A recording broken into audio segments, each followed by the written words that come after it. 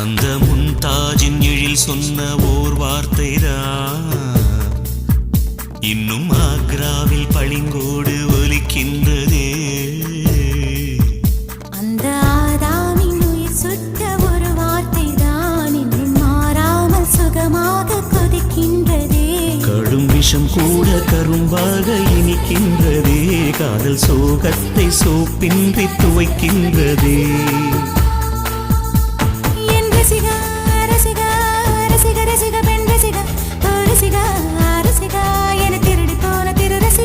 இவள் காதோரம் மாநாடு பூக்கள் கூட்டம் கூடுதே. எட்டி பிடிக்க கட்டி இடிக்க மின்னல் வடமும் பிடித்து வலை வீசுது.